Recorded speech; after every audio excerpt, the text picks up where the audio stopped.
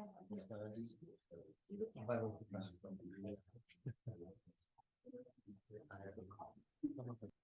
right, welcome to the Mountain America Entrepreneur Speaker Series at Weber State University. I'm Brian McLean. I'm with Mountain America Credit Union.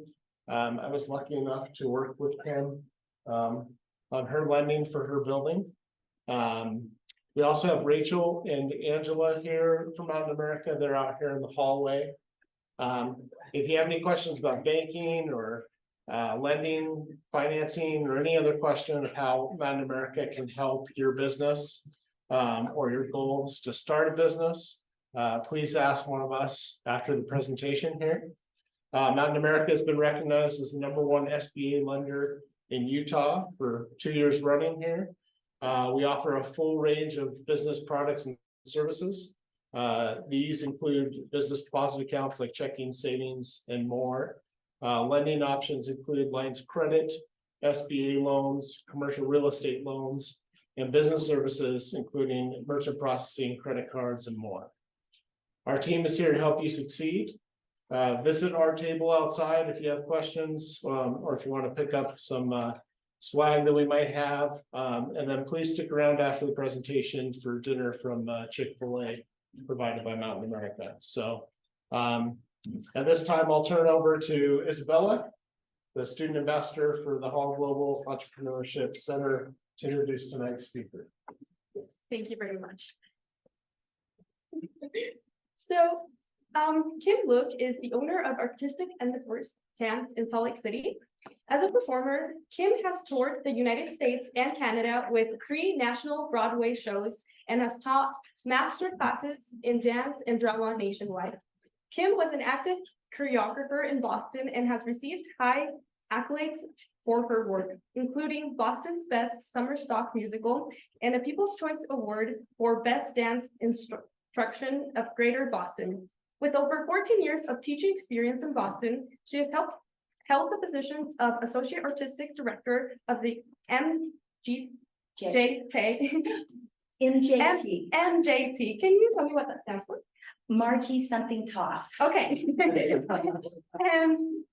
MJT, Dance Company, Director of Tap and Jazz for Ballet Arts Center of Winchester, and Executive Director for Kidstock Children's Theater Education Center, all while heading the largest arts outreach program in the Boston public school system. In Salt Lake City, Kim taught as a Ballet West instructor and helped them to develop their own early childhood programming for the Ballet, thank you, West Academy.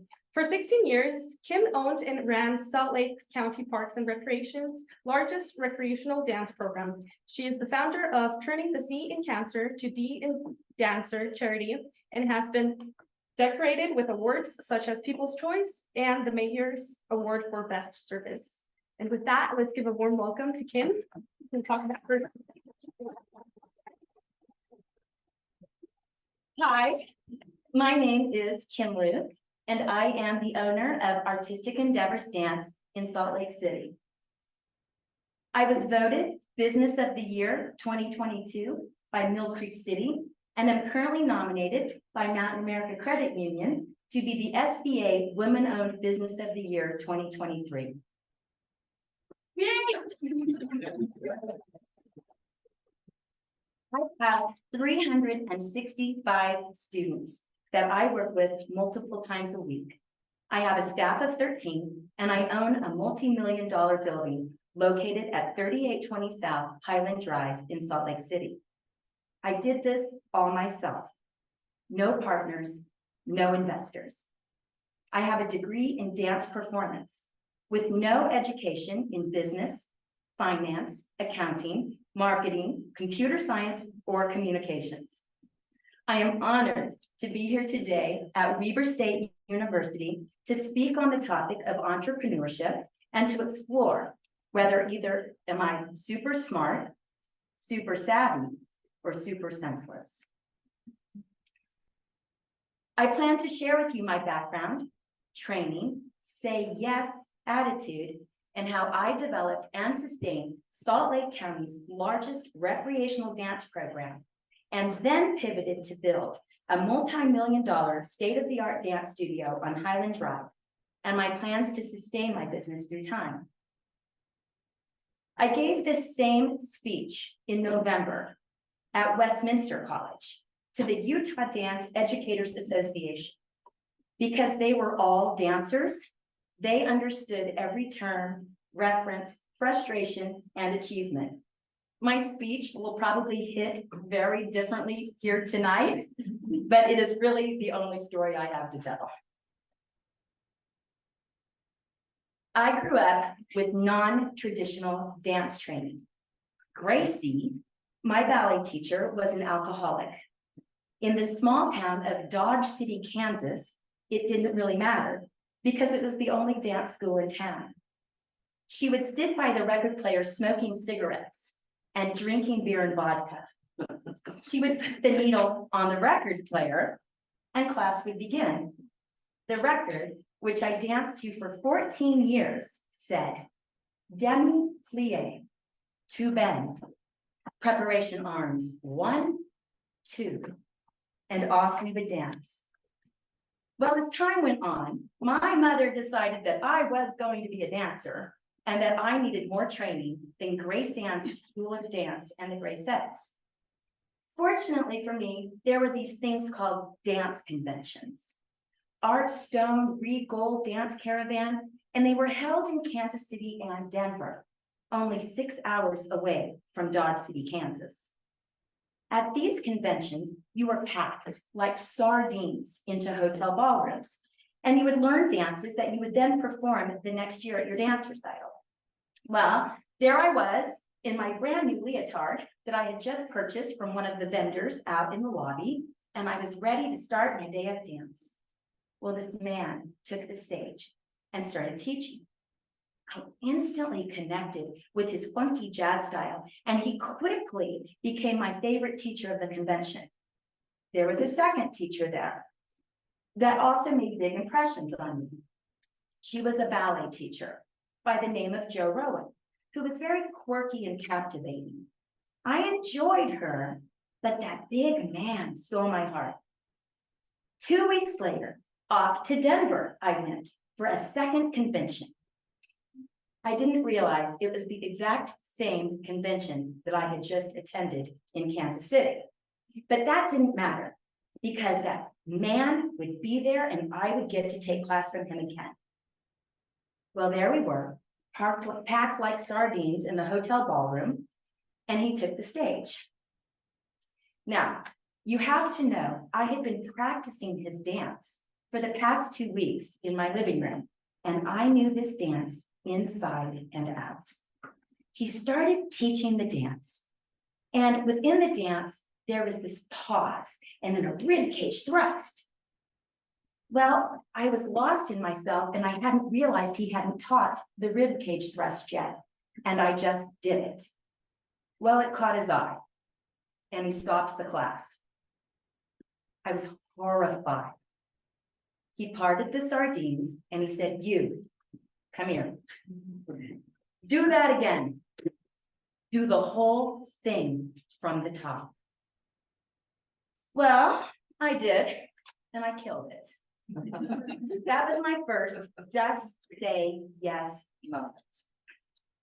He thought we were kindred spirits, only I knew that I had learned the dance 2 weeks prior in Kansas City.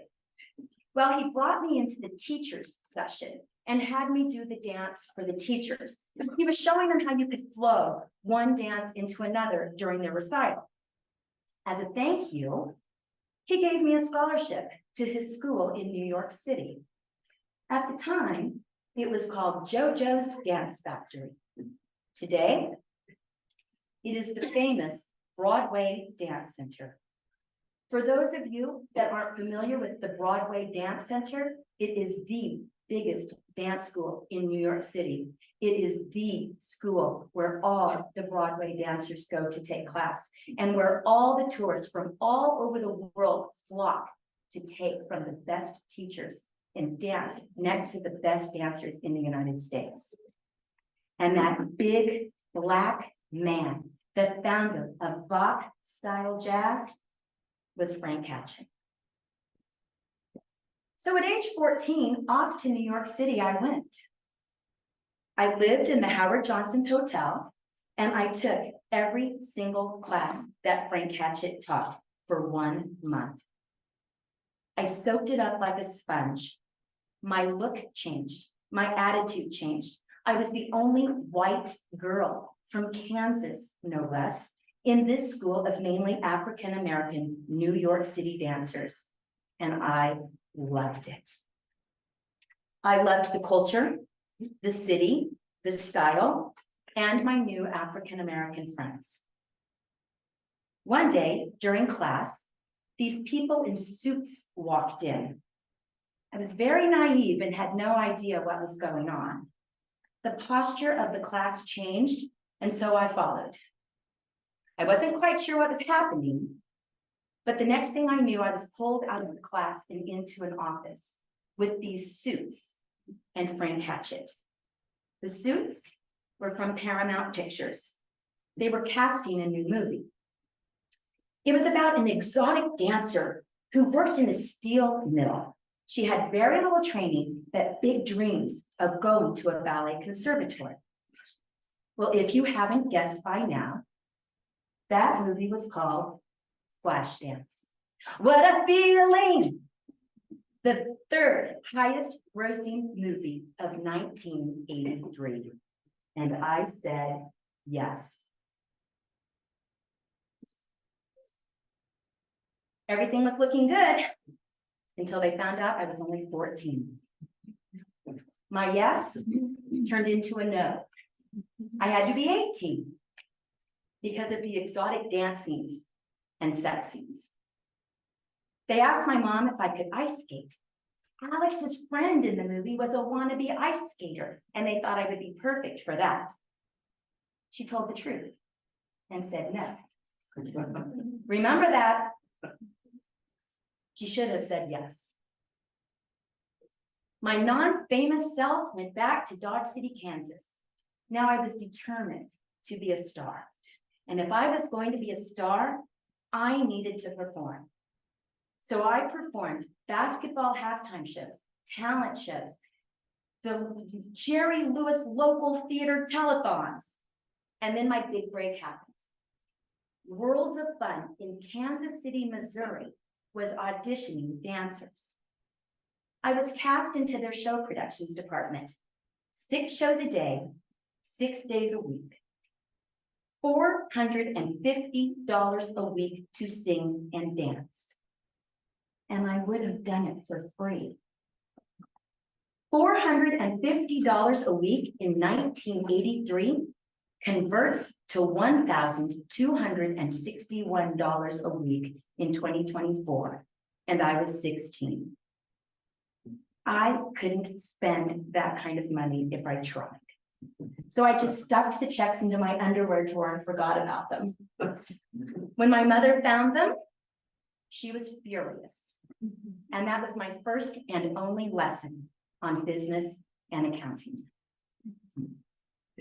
Well, after my fun summer away from home and making really good money, I found myself back at good old Dodge. I was now a senior in high school and completely bored with small town life. I held a job at the local racquetball club and was teaching for good old Gracie. Well, Gracie was really struggling with her alcoholism and was in and out of rehab centers. I was asked by her family to run the dance school, and I, of course, said yes. At age 17, this was my first taste at being in charge. I was taking payments, I was teaching classes, I was managing the staff, who were also high school students, who had also been told that they were in charge. That was a disaster, and the school soon shut down. But I didn't care, because I was really quite done with this cowboy community, the small town attitudes, and I just wanted out. Well, like every good coming of age story, I graduated from high school and was off to college. Remember that quirky ballet teacher I told you about earlier from the dance conventions? She was now the head of the dance department at Oklahoma City University, 4 hours away from Dodge City, Kansas. I packed up my Mazda 626 and off to school I went. I still possessed that sponge-like quality of learning, and I knew I needed to make up for lost time. I also knew that I wanted to be a star, not a chorus girl. And at 5'0" I better find a way to stand out. So while all the other dance majors were vying for roles in the dance department's dance company, I followed my own path. I went down the path to the musical theater department, a department where the actors were, the singers were. Surely they needed a dancer. I auditioned and I was cast in every college musical, right beside my now very famous college roommate, Kristen Chenoweth. Shut up, right? She's only 5'0" too. She was the perfect roommate. We could share shoes, clothes, you name it. I was hired by regional theaters and I received my actor's equity card while still in college. Now, if you're not familiar with what is actors' equity, that is the Live Theater Union. And when you are invited into the union, you receive a card, your actor's equity card. This card gets you in to auditions for higher level theater. It's a catch-22. You can't audition for higher level theater if you don't have your card. You can't get your card until you've performed in higher level theater. Every Broadway show is a union show. You can only audition for Broadway shows if you are a union member. Every once in a while, they'll have something that's called an open call, a cattle call. At a cattle call, every single dancer in the United States that wants to dance on Broadway flocks to New York City and lines up for blocks. You stand in line for hours until they see you and you get to sing your 8 bars. And then it's a thank you or a no thank you. With your union card, you're seen first by appointment only. So I graduated from college with my degree in dance performance, and back to New York City I went with my union card. The day I arrived in the city happened to be the 50th anniversary of The Wizard of Oz, a movie famously set in Kansas. It was daunting to look up into the sky and see the words, "Surrender, Dorothy," from a skywriting plane. But my say yes attitude told me not to surrender and keep going. I slept on the floor of some old Oklahoma City University friends, Kim and Marcus. Marcus was now the ballet master for the New York City Metropolitan Opera, the Met. And he would bring young artists in and let them sleep on his floors until they got their own apartment. Well, his hardwood floor did not host me long. On my first day in New York City, I was cast into the musical West Side Story. I want to be in America. Rosalia, with the offer to understudy Anita and Maria. I, of course, said yes, and I soon found myself in Springfield, Massachusetts, performing at the Coachlight Dinner Theater. Part of the contract was housing, so now I had a place to live. And it kept me active in Actors' Equity. From here, I was cast into the Broadway national tours of Me and My Girl, and My One and Only, and my biggest break of all, Bye Bye Birdie, starring Tommy Tune, Anne Rankin, Steve Zahn, Mark Kudish, and Susan Egan. For a year and a half, I toured with this Broadway show, staying in only 5-star hotels, and making more money than I thought possible to sing and dance. And I would have done it for free. $980 a week in 1990 converts to $2,300 a week to sing and dance and tour the United States and Canada. Even though this show was my biggest break, it also broke my spirit. Bye Bye Birdie could have been called Mean Girls, and I quickly said, bye bye show business. Well, let's flash dance back in time. Did you get that joke back there, boys? Let's flash dance back in time. While at Oklahoma City University, I met the man of my dreams. He was now living in Boston. He was a musician with the Atlantic Brass Quintet, and he was a professor at Boston University. Once again, I said yes, and I agreed to marry this amazing man. My new life in Boston was starting, and my teaching career was reborn. Well, when I got to Boston, I was known as a gig slut. For those of you that are not familiar with the term gig slut, that is an artist who will take any job that is somehow related to the arts. Well, I taught wheelchair aerobics. I taught ballroom dance, even though I'd never had a ballroom dance lesson in my entire life. I threw ballerina birthday parties, and I would teach for any dance school that would have me. 2 dance schools in particular were in desperate need of a teacher, and I built. The 2 schools couldn't be more different. One was a purist modern company that did a lot of inner city outreach program. The other was located in an affluent community north of Boston, and it was a classical ballet school that needed a tap and jazz teacher. Because of my inability to say no, I said yes to both schools. Now, even though my performance resume was packed, my teaching resume was lacking. I needed mentoring. My first day in a Boston public high school, I was asked to take roll by my teaching partner, who was very seasoned in the inner city setting. I thought, I can do that. Very enthusiastically, my Broadway self. Jesus, is Jesus here? She gave me a sharp look and she said, it's Jesus.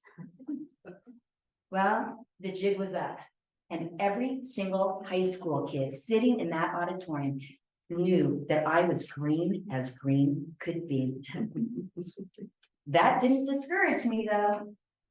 And over the next 10 years, I taught in 6 different Boston public high schools, and I became the director of the program, introducing over 2,000 Boston public school students to dance each year.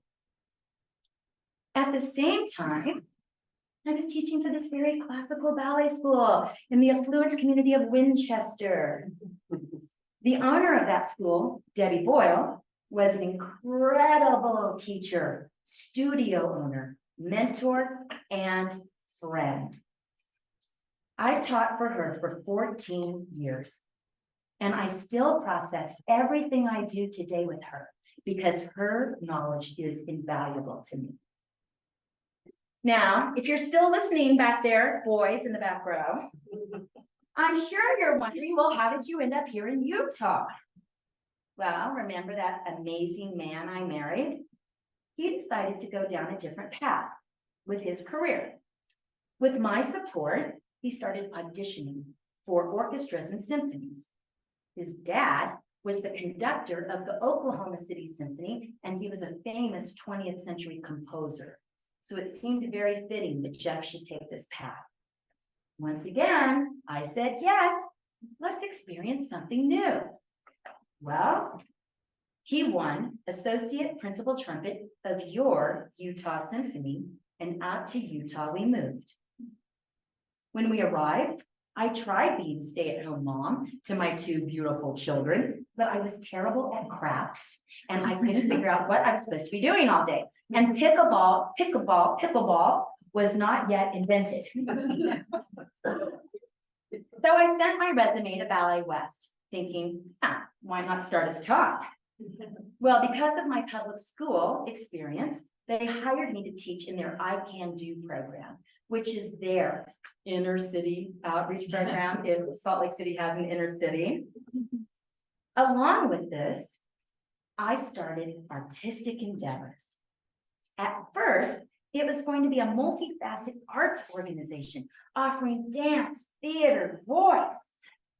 I was a traveling show, offering classes at libraries, daycare centers, lugging my boombox, props, scenery. I really thought my paper plate playhouse idea was genius and would take off. I soon found that there was very little interest here in Utah in creative theater, and I honed in on the fact that dance is where the money is. Now, along with Ballet West and my very small artistic endeavors dance business, I taught for a local school in the Cottonwood Mall.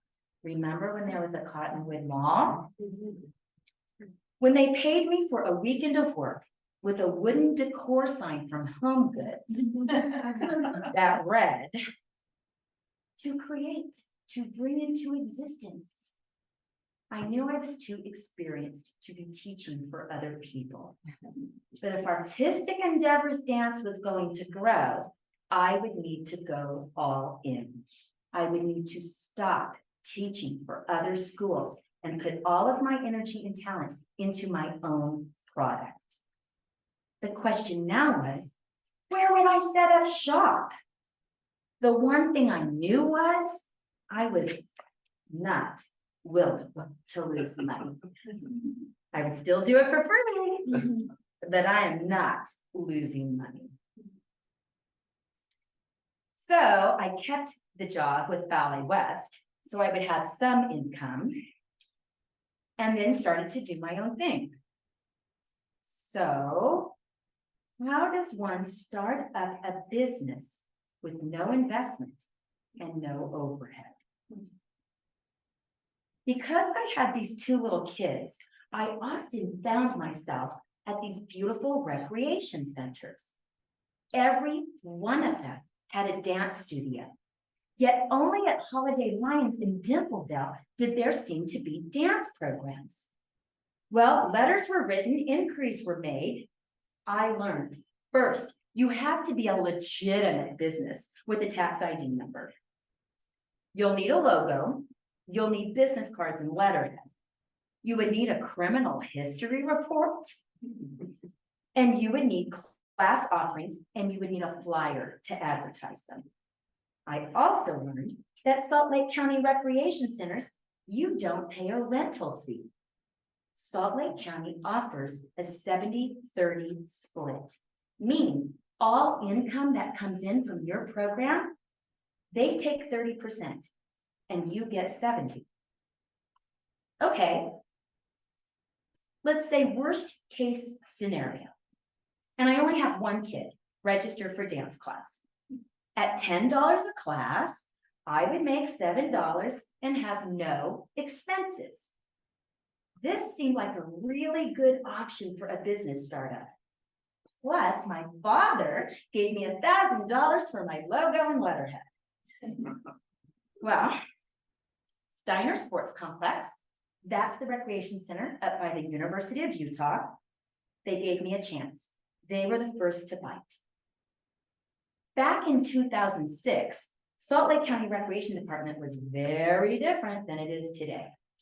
The program managers were excited and interested in helping programs start up and be successful. They would physically take advertising around to local schools and were invested in having quality programs. I was all set. My first class was about to happen. Kristen O'Brien, I remember her name to this day. She went above and beyond, helping me get the word out, and I was desperate to make her proud. One kid. Worst case scenario.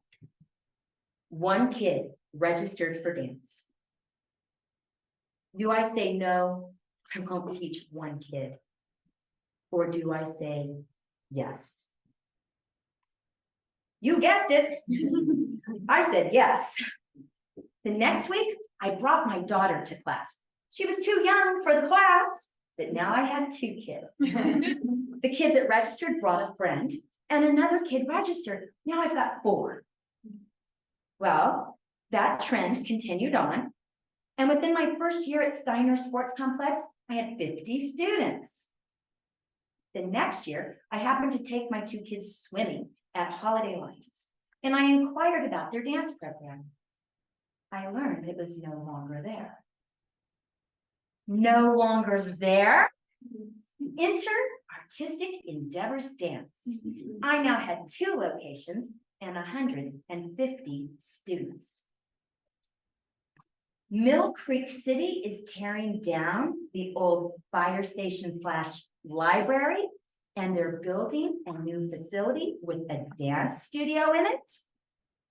Enter Artistic Endeavors Dance. I now had 3 locations and 300 students.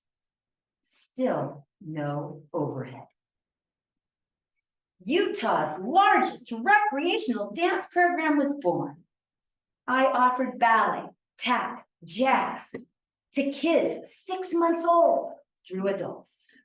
I was the only instructor, 27 classes a week.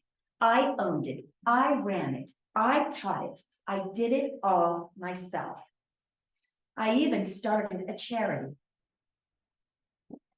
My father passed away of cancer in 2009, just 2 years after he gave me $1,000 to start up my business.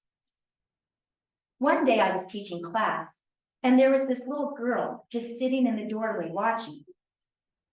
Long story short, when I inquired, I learned her 10-year-old brother was across the street at the Hudson Center getting treatment for cancer. And the family that was babysitting this little girl had a daughter in my class. Well, that little girl never watched again. I snatched her up and I stood her at the bar. As a memorial to my father, I started turning the C in cancer to D, dancer. I wanted kids to identify as being dancers, not cancers. Free dance classes for families battling cancer. After 14 years of offering this program, I've given 14 lifelong scholarships. I sell used dancewear given to me by my families, and I take donations in lieu of Christmas gifts to fund this program. Here on this slide is Ava Manwaring. We actually detected her cancer during dance class. She had a limp and burst into tears every time we galloped. I mentioned my concern to her parents. Not that I thought she had cancer, but I thought that there was something wrong with her leg. Long story short, Ava was diagnosed with stage 4 neuroblastoma. Her mother called me weeping.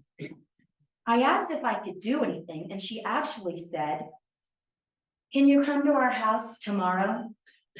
It would be Ava's 3rd birthday, and she wanted a ballerina birthday party. Well, of course I said yes. I showed up with my daughter, Jessie, who was 10 years old at the time, and we threw a ballerina birthday party for Ava, her parents, and her 4 brothers. Everyone, thinking that this would be Ava's last birthday, danced their hearts out. We gave Ava a pair of pointe shoes and told her that when she was 10 years old, we would come back to her house and put them on her feet and teach her to go up on them. Now, for those of you sitting out here that have no idea what a pointe shoe is, That's the ballet footwear that a professional ballerina wears when she's on stage performing. It's a shoe that appears to have a block of wood in the toe. It's actually layers of glue. And it allows the dancer to stand directly on the tips of their toes, making the dancer's legs look endless and like they can float across the stage.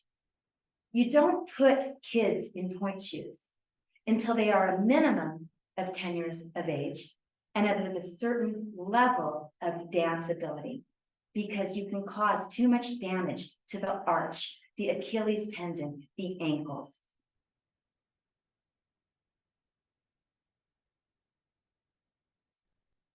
I've been told by Ava's mother that Ava loved those shoes.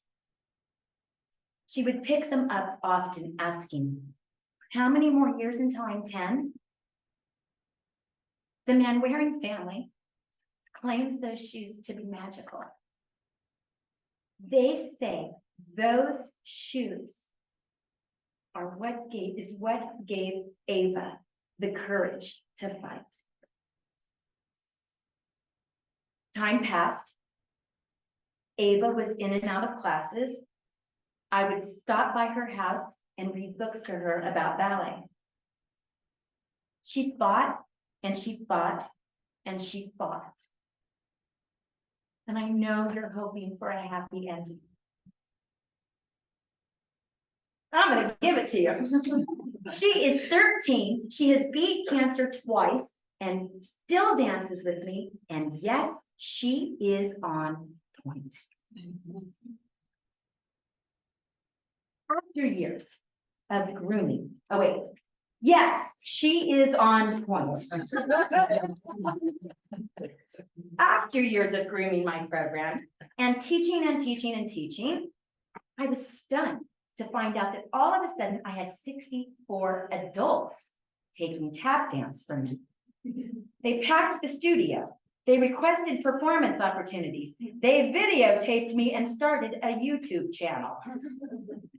They just kept coming. I was now known for my adult tap dance program.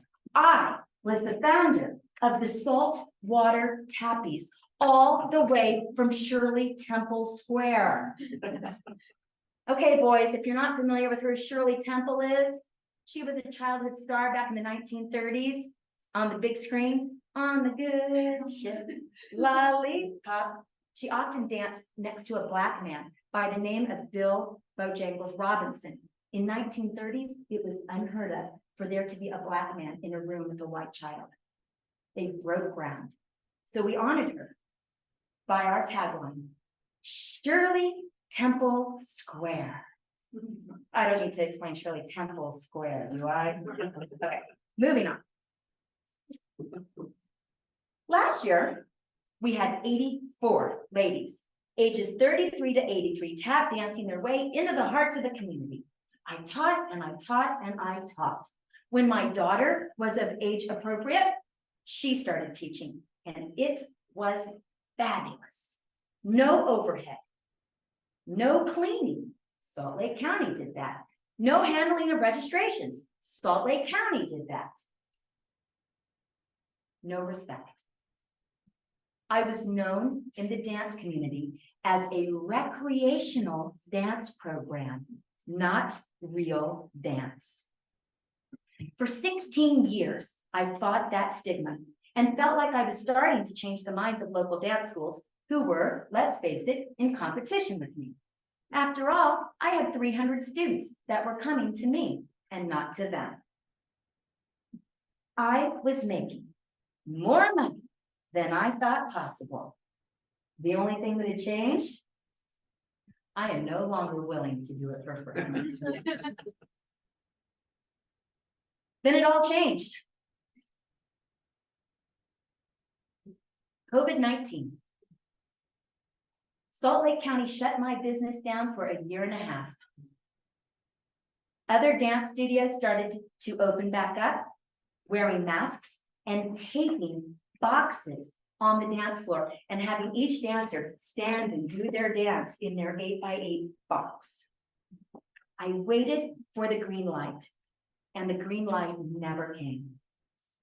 Holiday Lions was turned into a homeless shelter. Mill Creek Community Center allowed 2 patrons at a time to ride standing bikes in the middle of the dance studio. Steiner Sports Complex, my beloved Steiner Sports Complex that took a chance on me back in 2006, they couldn't get anything going. My beloved business was dying a slow, painful death. It was at this point that I knew I had to pivot and go a different direction or retire. I wasn't ready to retire. I had a beautiful daughter who wanted to go into business with me.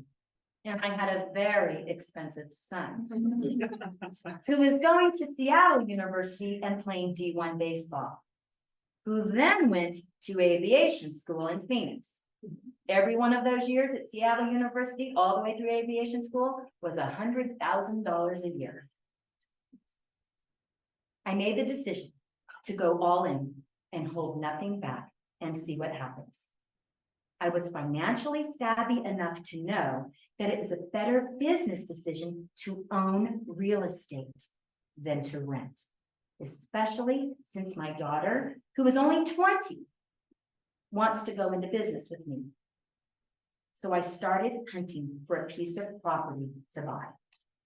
There it is.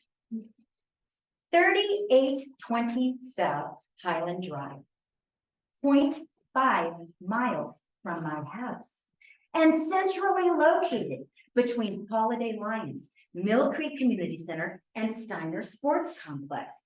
And did I mention 0.5 miles from my house?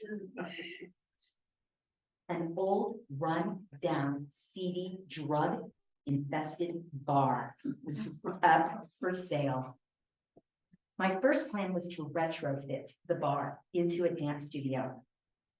The plan was thwarted by lead paint, asbestos, unstable foundation, and a moose on the wall. The only reasonable choice was to tear it down and build new. Now, if I was going to build new, I might as well build it as big as possible for future use, future resale. 4,990 square feet. Why not 5,000 or more? Because of commercial coding. Once you hit 5,000 square feet, you now need an elevator. And you need a parking spot for every square foot of your building. My lot didn't accommodate that. 2 years later, Mountain America Credit Union, and $500,000 over budget. That wasn't Mountain America Credit Union's fault. That was my contractor's fault. The new Artistic Endeavors Dance Building was ready for its grand opening. Fortunately for me, during the 2-year build, Salt Lake County reopened, and I was actually able to revive my business. In fact, my recreational dance program started growing again.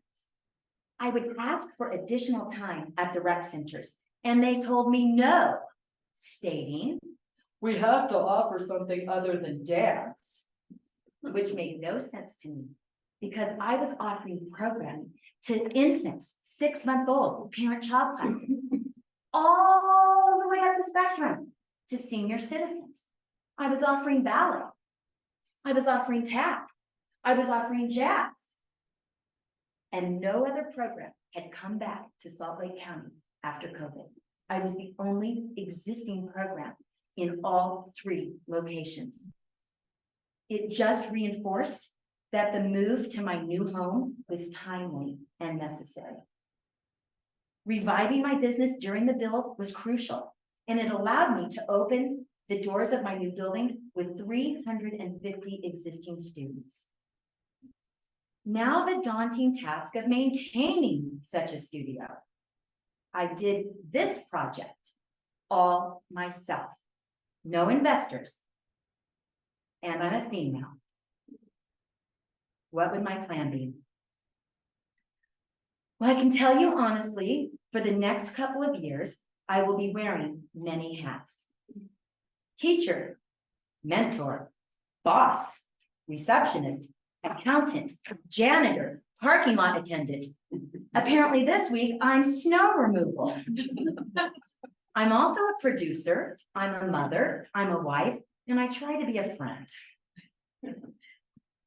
I plan to say yes to any idea that I think might generate income.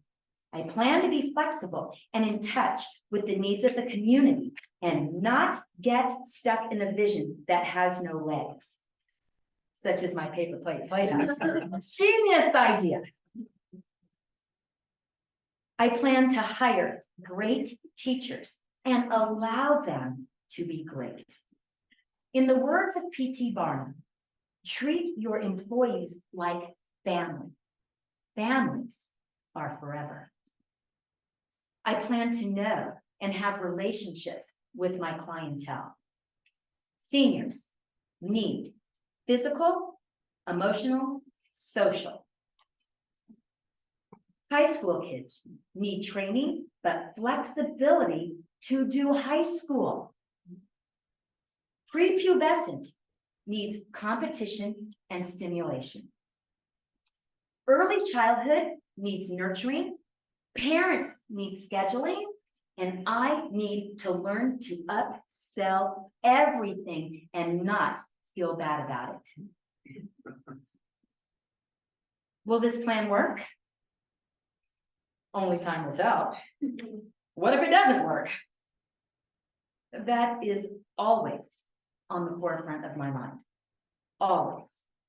I have fear of failure. But fear of failure doesn't dictate what I do. Getting this build done with all the obstacles I encountered already classifies me as a success.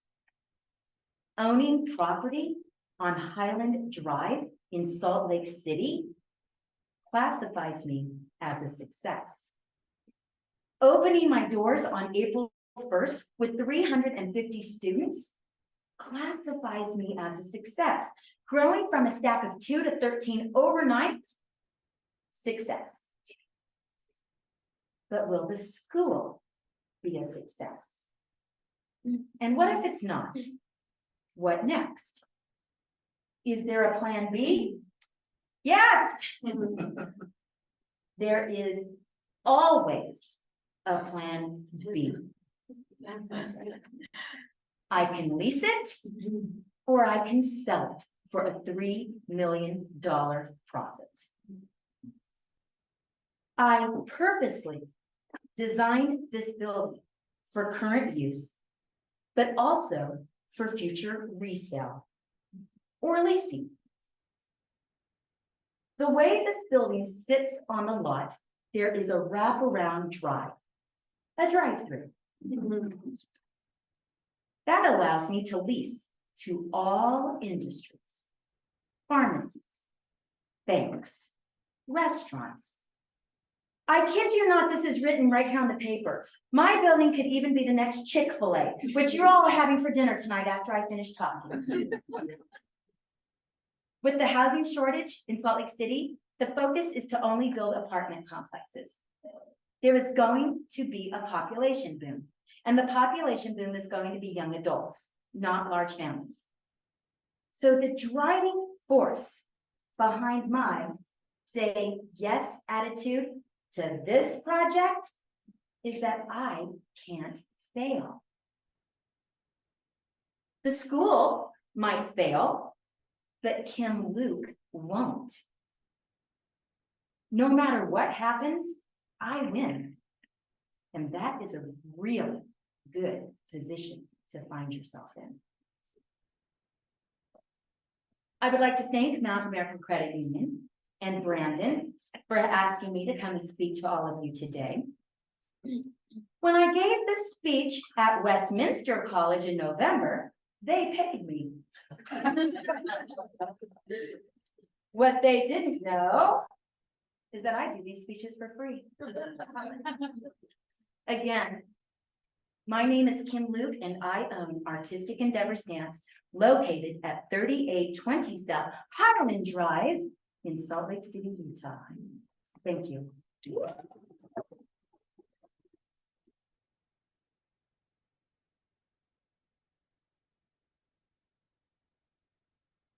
we have any questions? We've got a couple minutes.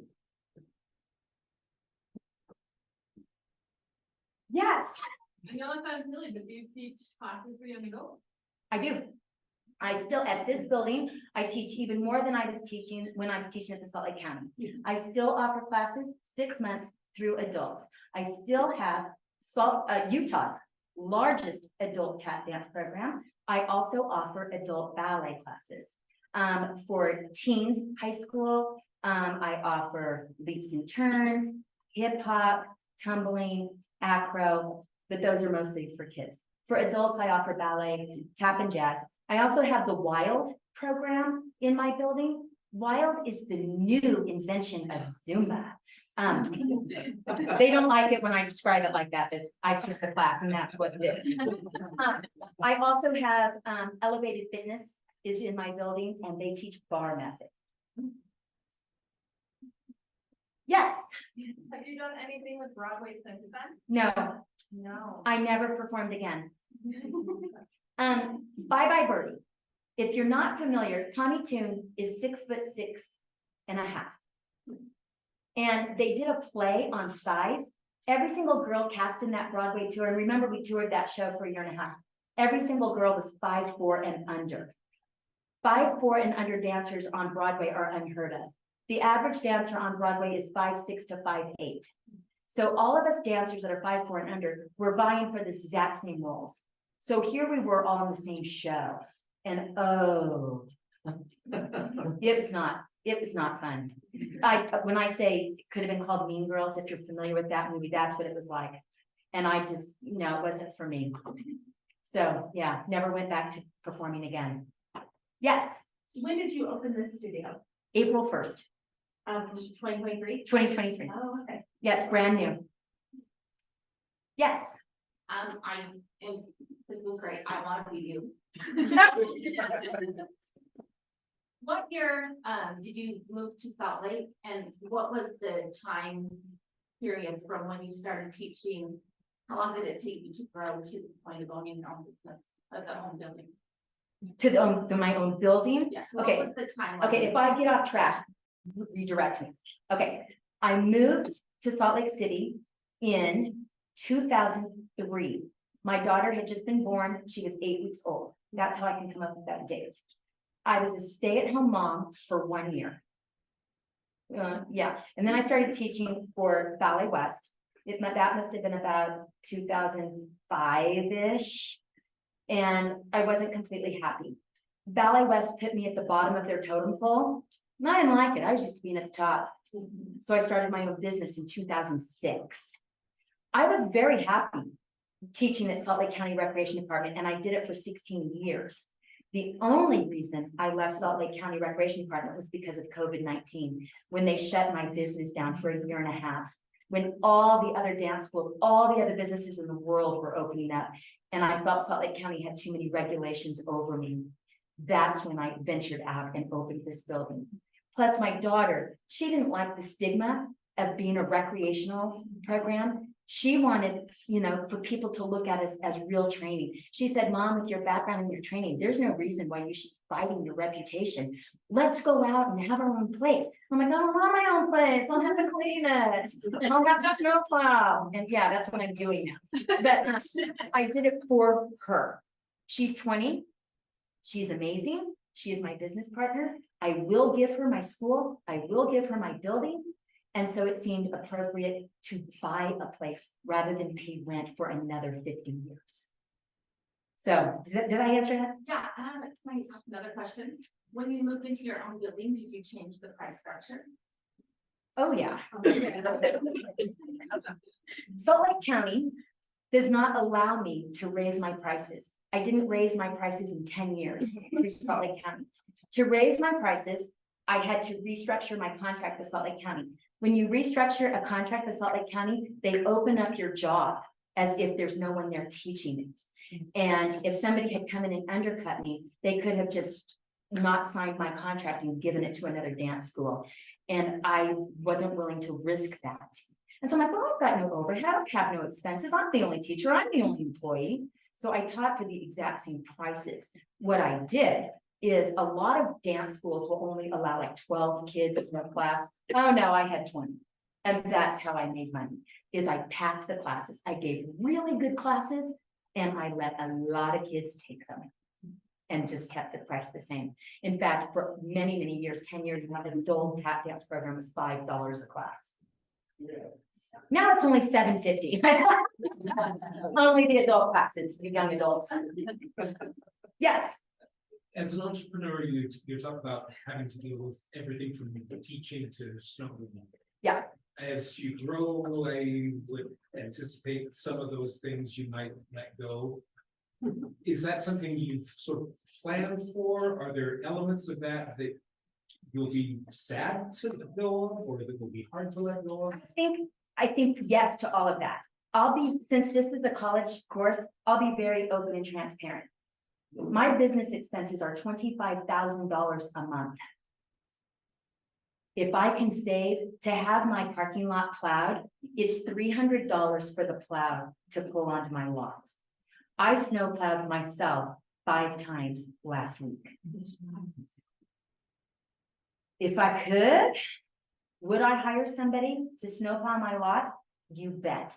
But then they also don't guarantee you when they're going to show up. And I have Elevated Fitness with their first class at 6 o'clock in the morning. And so I am literally there as the property owner, the business owner at 4 o'clock in the morning snowplowing. Would I like to give that up? Yes. Yeah. I don't like cleaning, but I have 300 kids come through my building every day. The building has to be cleaned every day. Tap shoes, put what's called a tap dust on your floor. I have to clean my floors after every class. Those are things I just can't afford. What did I give up? Remember, I used to be the only teacher. I now have 13 teachers. So I did give up teaching. I still do all of the accounting, probably not well, because I've told you 3 times in this speech, I've never had a class in accounting or financing. I have a very good accountant that puts me with this very soft-spoken female, because the last accountant I had made me cry every time I went in there. Brian will tell you, I used to say to Brian in our Mountain America credit meetings, I'm terrible at this stuff, don't make me cry, don't make me cry. But if I could financially give them up, oh yeah. I'm heading towards retirement. And so I'm grooming and mentoring my daughter to take over the business. I plan to only stay in the business another 10 years. And I plan to really only teach, if I have it my way, another 5. But I'm almost 60. And so I'm ready to give this up. Yes. So you talk a lot about how saying yes, it's wonderful. Are there times though, I wonder, has like saying yes gotten you in trouble, or was it? Probably a lot. Look, I told you I married that amazing man. That's gotten me in a lot of trouble. It hasn't gotten me in trouble, but I often beat my head against the wall and say, why did I say yes to this? Why am I doing this? There's a certain personality out there that will work 24/7 and will work any job possible. And I am of that personality. And I have taught ballerina birthday parties. Why am I doing ballerina birthday parties? And so that kind of stuff, I question why I'm doing it, but it's never gotten me into trouble. Those are good questions. I didn't think anybody would have anything to ask me. Yes.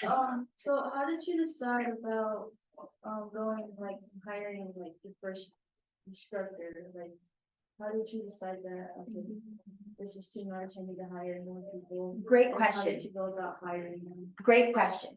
When I built the building, and I built it as big as possible, it has 3 very large dance studios in it.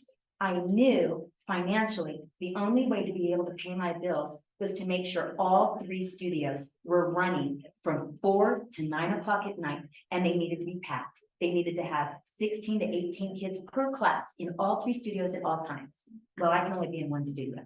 I'm still teaching 27 classes a week myself. Yeah, and my daughter teaches about 27 classes a week, and then our staff teaches the other. A lot of my staff only teaches 1 to 2 hours a week. They're not full-time. I'm full-time, my daughter's full-time. Everybody else comes in and teaches an hour or 2 hours. You know, we have the hip hop teacher, we have, this ballet teacher, this advanced tap teacher type of thing. That was my decision of why I had to hire. If I had retrofit the original Granite Club, it would have only been 1 studio, and I never would have hired an employee. I would have taught, or my daughter would have taught every single class ourselves. But the price tag tripled or quadrupled when we went to build new from what it was just to buy and retrofit. Yeah. Since building your own business in your own building, have you ever felt liberated or stretched too thin? Both. Very liberated. I am now respected. It took that to really get the kind of respect I felt with my background that I deserved. And this got it. And that is a huge driving force of why I don't regret it for a minute. Am I stretched too thin? Yes.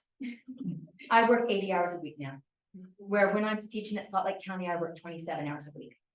It's supposed to get less as you get older. So I'm stretched too thin, but I only have 2 children and they're both adults. My son is married, lives in Phoenix, he's a pilot. My daughter lives here in Salt Lake, she's my business partner, but I'm not doing that whole motherhood thing that takes hours upon hours a week, because I was a very involved mother too. And so it's kind of like my new child. Yes. How are you getting your daughter ready to transition? What kind of training are you envisioning for her? I have to be very careful because she is young. So she chose not to go to college, which I supported. I think college is very, very expensive. And I did not feel that she was going to learn in college anything different than what I could teach her. I made it very clear to her, though, you can only do that if it's a family-owned business. If your family doesn't own a business, you can't do that. But I do own a business, so why not do it? So instead of going to college, she came straight out of high school and started working for me full-time. I'm very careful of how much knowledge I give her. You got to take it, you got to mentor it a little bit at a time. So right now she is teaching. She's an excellent teacher. But she's been teaching for me since she was 14.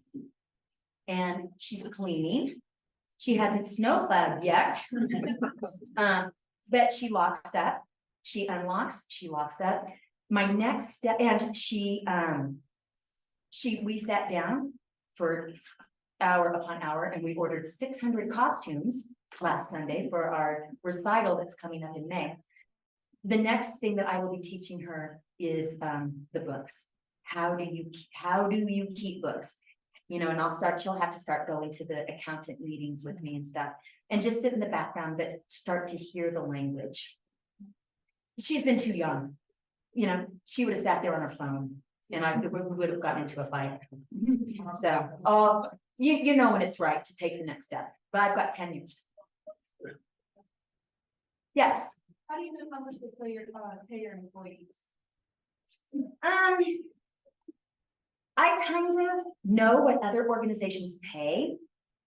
And what I do differently is in these types of organizations, these employees are hourly. They're not salaried, right? So you can be the type of employer that says, wow, we're closing the school for 2 weeks at Christmas time. Here's your half paycheck. Now, when I was living in Boston and I was surviving off of those paychecks, and it was a matter of being able to pay my rent or not. I hated that. And that was part of the reason I was such a gig slut, that I would take any job that came my way. It's because I had to make sure I had money. And I could never enjoy a holiday, ever, because there was no pay during that time. To me, it was just a time of stress of, how am I going to pay the bills this month? How am I going to pay the bills? So I decided to choose the hourly rate. I'll be transparent. I pay my teachers $25 an hour, and I pay them even when I'm closed. So when I close, this is what they make a month if I'm open or not. They're not choosing to close the school down, I am. And I feel that's fair. Some schools may pay a little bit more, but they don't pay them when they're closed. A lot of schools pay them less. A very large organization, I'm not gonna name names, I know only pays their teachers $10 an hour. So.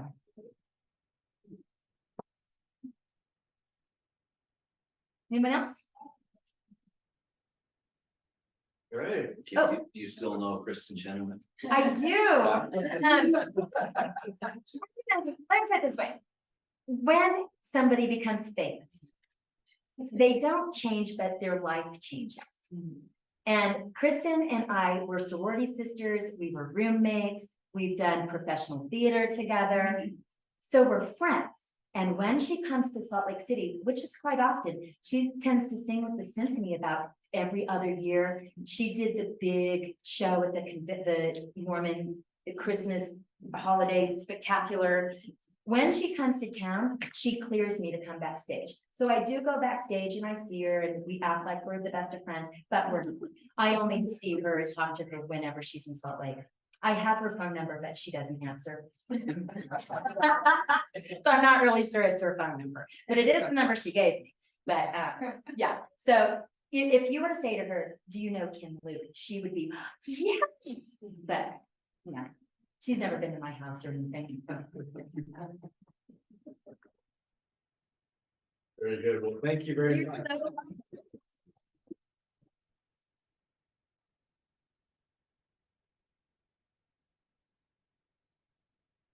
I just want to say one last thank you to Mountain America again for sponsoring this event. It has been wonderful. I think we gained some secret admirers, and thank you Kim for coming. And then the other thank you is for everyone who attended and stayed engaged. We have Chick-fil-A outside again. You can stay after a network. It's a great opportunity, and thank you, Brandon, again for making it possible. I guess it couldn't be without you. And the Alumni Association here at the university has donated a little. Thank you. See, that's You great. don't Thank you. Thank Okay. you. Thank you, guys. Thank you all for listening.